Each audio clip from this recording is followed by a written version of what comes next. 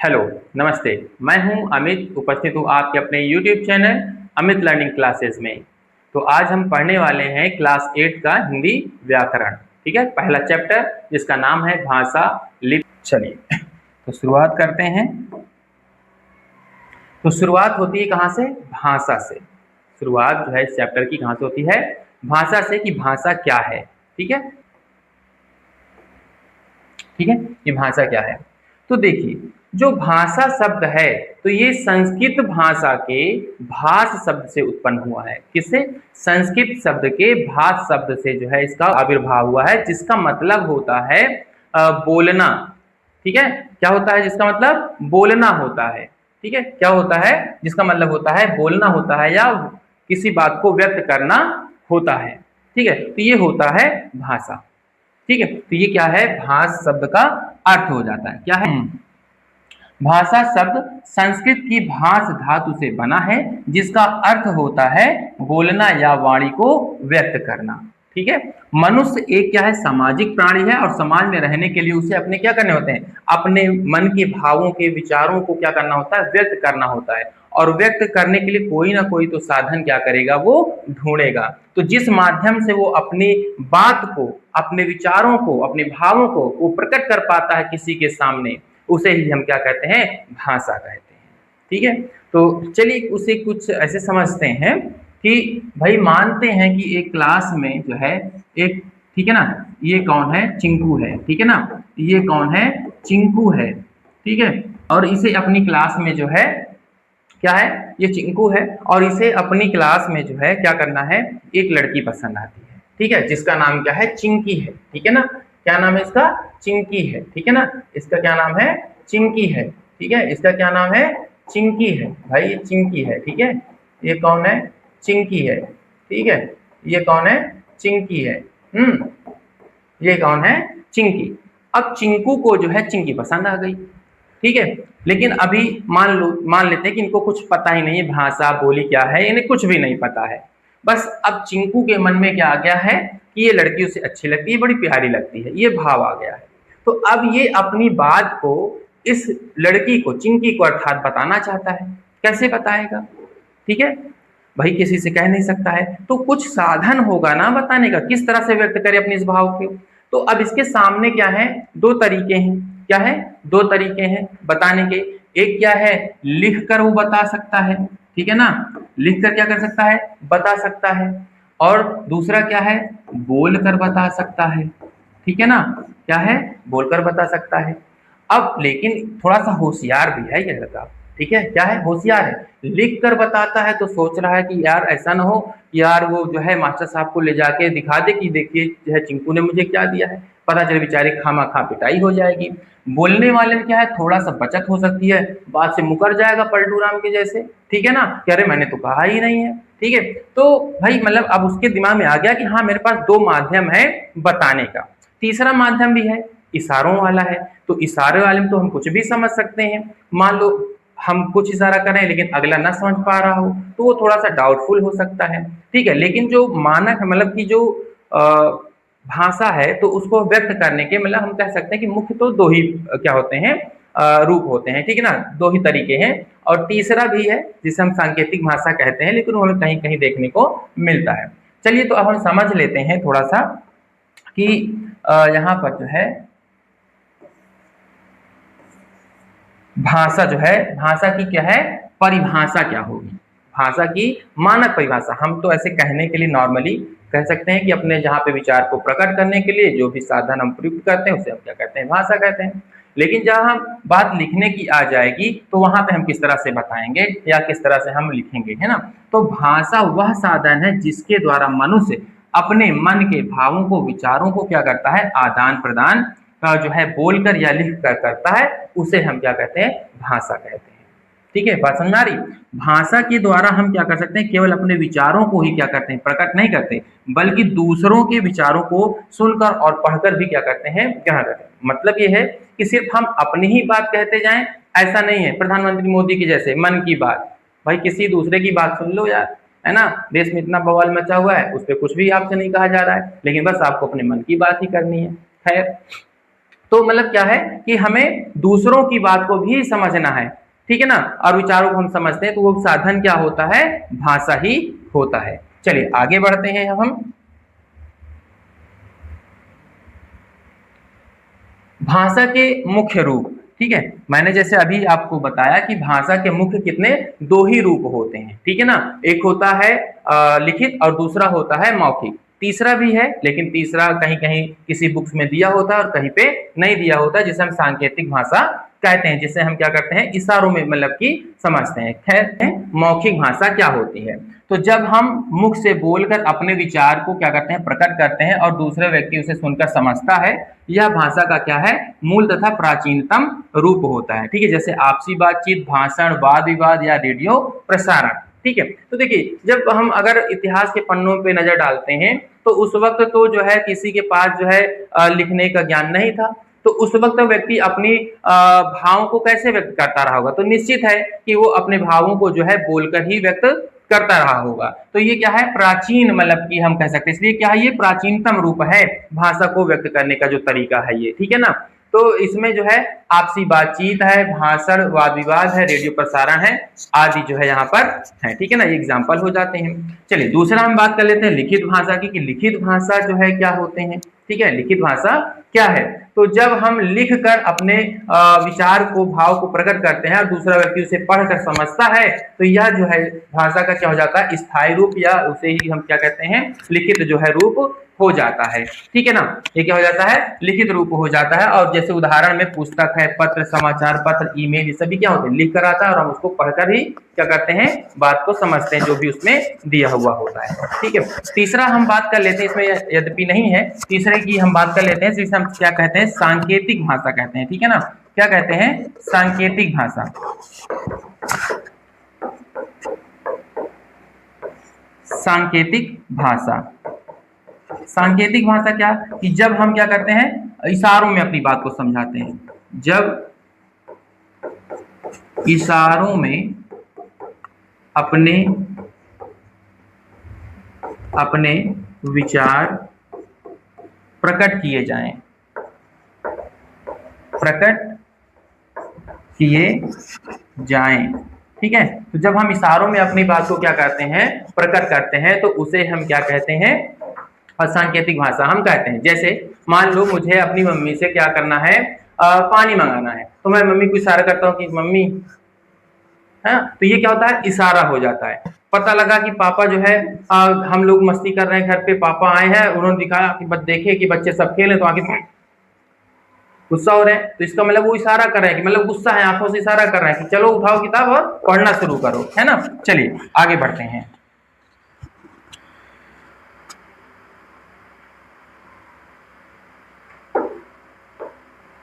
चलिए, तो मातृभाषा, राजभाषा और राजभाषा क्या होता है, इनमें क्या अंतर होते हैं, अब ये हम समझ लेते हैं। तो मातृभाषा क्या है, देखिए, जो हम भाषा माँ से सीखते हैं, ठीक है, माँ के द्वारा सिखाई गई भाषा को ही हम क्या कहते हैं, मातृभाषा कहते हैं। या हम कह सकते हैं कि जो हम घर परिवार में जिस भाषा में, जिस लैंग्वेज में हम बात करते हैं, बातचीत करते हैं, उसे हम क्या कहते हैं, मातृभाषा कहते हैं। तो कह सकते हैं कि बालक जिस भाषा को अपने परिवार तथा अपनी माता से सबसे पहले सीखता व समझता है, उसे हम क्या कहते हैं, मातृभाषा कहते हैं, ठीक है। तो जो हम अपने परिवार में बोलते चलते हैं, वो क्या है, मातृभाषा है। राजभाषा क्या होता है, तो जिस भाषा का प्रयोग देश के सरकारी कार्यालयों के कामकाज में होता है, ठीक है, उसे हम क्या कहते हैं, राजभाषा कहते हैं। और भारतीय संविधान की अगर हम बात करें, तो भारतीय संविधान के अनुच्छेद 343 में, ठीक है ना, अनुच्छेद 343 के तहत हिंदी को क्या किया गया है, 14 सितंबर 1949 को भारत की जो है राजभाषा घोषित किया गया है। तो हिंदी हमारी क्या है, राजभाषा है, ना कि राष्ट्रभाषा है, ठीक है। हिंदी हमारी क्या है, राजभाषा है, और ये 14 सितंबर को, ठीक है, 14 सितंबर 1949 को क्या करी गई है, इसे राजभाषा घोषित किया गया है, ठीक है। तो ये राजभाषा हो जाती है। राष्ट्रभाषा क्या होती है, मतलब एक ऐसी भाषा जो पूरे देश में बोली जाए, ठीक है, तो उसे हम क्या कहते हैं, राष्ट्रभाषा कहते हैं। लेकिन अब हमसे कोई पूछता है कि भारत की राष्ट्रभाषा क्या है, तो हम बड़े गर्व से बताते हैं कि हिंदी हमारी राष्ट्रभाषा है। लेकिन बड़ा खेद है, दुख होता है ये जानकर कि वास्तविकता में हिंदी हमारी राष्ट्रभाषा नहीं है। अगर कहा जाए तो हमारी कोई भी अभी तक, ठीक है ना। आजादी के इतने वर्ष हो चुके हैं लेकिन आज तक हमारी कोई अपनी राष्ट्रभाषा नहीं है। हाँ, हिंदी को अघोषित रूप से जो है मतलब हम राष्ट्रभाषा स्वीकार करते हैं। ठीक है, तो राष्ट्रभाषा होती क्या है कि वह भाषा जिसका प्रयोग देश के अधिकांश नागरिकों द्वारा किया जाता है, ठीक है, उसे हम क्या कहते हैं, राष्ट्रभाषा कहते हैं। तो हिंदी को मतलब ये मान लिया जाता है कि लगभग लगभग पूरे भारतवर्ष में आप कहीं पे भी रहो, हिंदी में अगर आप थोड़ा बहुत बातचीत करते हैं अदर स्टेट्स में, जैसे तमिल हो गया, केरल हो गया, तो वहाँ थोड़े बहुत लोग आपको मिल जाएंगे जो हिंदी भाषा को समझते हैं। ठीक है, तो इसलिए इसको हम अघोषित जो है राष्ट्रभाषा हम कहते हैं। ठीक है, चलिए आगे हम बढ़ते हैं।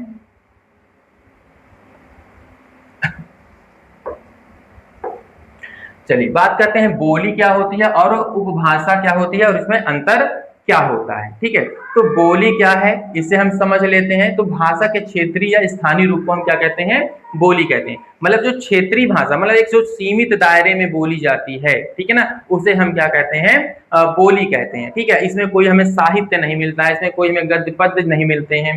ठीक है, तो इसका क्षेत्र क्या होता है, सीमित होता है और इसमें समांतर साहित्य की रचना नहीं होती है। ठीक है, मारवाड़ी वगैरह ये सभी क्या है, जैसे कनपुरिया है, इलाहाबादी भाषा है, बोली है, तो ये सब क्या है, बोली है। ठीक है, जैसे इलाहाबाद में हाँ आवत हूँ, खाई थी, अभी आ रहा हूँ, है ना, तो इस तरह से। और जैसे कानपुर में है, का गुरु बड़ा भवकाल है, तो इस तरह से वहां पे जो है इस तरह की जो है बोली बोली जाती है। वो क्षेत्रीय है, इसमें हमें कोई साहित्य नहीं मिलता, इसलिए कि इसे हम क्या कहते हैं, बोली कहते हैं। ठीक है, अब बात कर लेते हैं उपभाषा क्या होती है। तो जब किसी बोली का क्षेत्र क्या हो जाता है, विस्तृत होता है। जब किसी भाषा का क्षेत्र क्या हो जाए, बढ़ जाए, लेवल बड़ा हो जाए, क्षेत्र विकसित हो जाए, विस्तृत हो जाए, तो उसे हम क्या कहते हैं, और उसमें क्या होता है, साहित्य की जो है रचना होने लगे, तो उसे हम क्या कहते हैं, उपभाषा जो है हम कहते हैं, या वो उपभाषा बन जाती है। तो ऐसी भाषा को फिर हम क्या कहते हैं, उपभाषा। जब किसी बोली का क्षेत्र विस्तृत हो जाता है और उसमें साहित्य रचना होने लगती है तो वह उपभाषा बन जाती है। ठीक है, इसका क्षेत्र बोली से क्या होता है, बहुत बड़ा होता है। एक उपभाषा के अंतर्गत कई बोलियां आ सकती हैं। उदाहरण में जैसे अवधी, ब्रजभाषा, तमाम इस प्रकार की रचनाएं इसमें फिर हमको देखने को मिल जाती हैं। चलिए आगे बढ़ते हैं। अब बात करते हैं लिपि किसे कहते हैं। ठीक है, लिपि किसे कहते हैं, तो किसी भी भाषा को लिखने का जो ढंग होता है, जो उसके लिए चिन्हों का हम यूज करते हैं, प्रयोग करते हैं, उसी हम क्या कहते हैं, लिपि कहते हैं। तो मुख से निकलने वाली ध्वनियों को लिखकर प्रकट करने के लिए निर्धारित किए गए चिन्हों को ही हम क्या कहते हैं, लिपि कहते हैं। क्या कहते हैं, मुख से निकलने वाली ध्वनियों लिख कर प्रकट करने के लिए निर्धारित किए गए चिन्हों को हम क्या कहते हैं, लिपि कहते हैं। और प्रत्येक भाषा की क्या होती है, अपनी एक विशेष प्रकार की लिपि होती है। जैसे हिंदी और संस्कृत, मराठी, नेपाली की जो लिपि है वो क्या है, देवनागरी है। क्या है, देवनागरी है। अंग्रेजी और फ्रेंच जर्मन की क्या है, रोमन है। ठीक है, और इसी तरह पंजाबी की क्या होती है, लिपि गुरुमुखी होती है। उर्दू फारसी की क्या होती है, फारसी जो है ये लिपि होती है। ठीक है, चलिए थोड़ा सा जान लेते हैं देवनागरी लिपि के बारे में, इसकी विशेषता क्या है। तो देखिए, जो वैज्ञानिक आधार पर अगर हम बात करें तो वैज्ञानिक एवं सुव्यवस्थित लिपि की बात करते हैं तो वो क्या कौन सी हो जाती है, हिंदी हो जाती है हमारी। तो देवनागरी लिपि का जो विकास है वो भारत की प्राचीन लिपि, भारत की जो प्राचीन सबसे लिपि थी वो कौन सी है, ब्राह्मी लिपि, जिसमें हमें तमिल वगैरह जो लिखी जाती है वो क्या है, ब्राह्मी लिपि है। चीनी भाषा जो है वो क्या है, ब्राह्मी लिपि में है ना।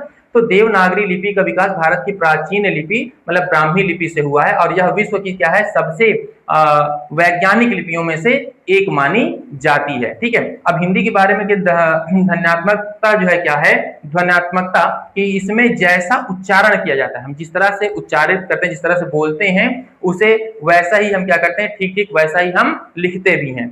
स्पष्टता क्या है, इसमें मूक अर्थात इसमें साइलेंट वर्ड नहीं होते, साइलेंट अक्षर नहीं होते, वर्ड या अक्षर नहीं होते, जिससे असमंजस की स्थिति नहीं बन पाती है ना। अंग्रेजी में हम देखते हैं बहुत सारे क्या होते हैं, शब्द जो है उसमें साइलेंट हो जाते हैं, जिनका और बच्चे क्या होते हैं, कंफ्यूज हो जाते हैं। सपोज जैसे मान लेते हैं KNOW, इसमें क्या हो जाता है, साइलेंट हो जाता है। तो नो को भी हम क्या पढ़ते, एनओ को भी नो पढ़ते हैं और के एनओ को भी नो पढ़ते हैं। तो यहाँ पे क्या है, बच्चा जब होता है स्टार्टिंग लेवल पे तो उसे बड़ा कंफ्यूजन होता है। तो ये इस तरह से हमारे हिंदी भाषा में देखने को नहीं मिलता है ना। व्यापकता क्या है, यह बाएं से दाएं की ओर जो है लिखी जाती है, बाएं तरफ से राइट साइड हम क्या करते हैं, हिंदी भाषा में लिखते हैं। चलिए आगे बढ़ते हैं। व्याकरण और भाषा का अनुशासन क्या है। ठीक है, तो देखिए किसी भी भाषा को हम ठीक ठीक लिख पाए, समझ पाए, बोल पाए शुद्ध रूप में, तो उसके लिए हमें किसी भी भाषा को पढ़ने में क्या है, हमें उसके व्याकरण को जानना चाहिए, है ना।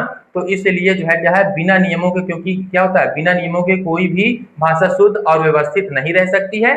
और व्याकरण ही क्या है, वह शास्त्र है जो भाषा को मानक और अनुशासित क्या करता है, अनुशासित बनाता है। तो इसलिए व्याकरण क्या हो जाता है, हमारे लिए महत्वपूर्ण हो जाता है किसी भी भाषा को सही रूप में, सिद्ध रूप में पढ़ना या बोलना या लिखने के लिए। ठीक है, तो यहाँ से बात करते हैं कि व्याकरण किसे कहते हैं। तो व्याकरण की परिभाषा, तो व्याकरण वह शास्त्र है जिसके द्वारा हम किसी भाषा को शुद्ध रूप में बोलना, पढ़ना, लिखना सीखते हैं। ठीक है, व्याकरण क्या है, भाषा का वह शास्त्र है जो मतलब हमें सिखाता है कि किसी भाषा को शुद्ध रूप में किस तरह से लिखना है, किस तरह से बोलना है, किस तरह से पढ़ना है। ठीक है, तो हम कह सकते हैं कि व्याकरण वह शास्त्र है जिसके द्वारा हम किसी भाषा को शुद्ध रूप से बोलना, पढ़ना और लिखना सीखते हैं, तो उसे हम क्या कहते हैं, व्याकरण कहते हैं। तो व्याकरण जो है भाषा के अंतर्निहित नियमों का विश्लेषण करता है और उसके प्रयोग को एक निश्चित ढांचा प्रदान करता है। ठीक है, तो जैसे व्याकरण का व्यवहारिक उदाहरण थोड़ा हम समझ लेते हैं कि नियमों की अशुद्धि भाषा का अर्थ क्या होता है, बदल जाता है। तो जैसे अशुद्ध वाक्य है यहाँ पे कि मेरे को कल दिल्ली जाना है, तो ये थोड़ा सा अटपटा भी लग रहा है बोलने में, लेकिन वही शुद्ध रूप में क्या कि मुझे कल दिल्ली जाना है। अशुद्ध वाक्य में जैसे लड़का चाय पीती है, तो यहाँ पे गलत हो गया, अर्थ ही गलत हो गया। शुद्ध वाक्य हो जाएगा लड़का चाय पीता है ना। तो जब हमें व्याकरण का सही ज्ञान होगा तो हम किसी भी भाषा को सही तरीके से बोल पाएंगे, लिख पाएंगे।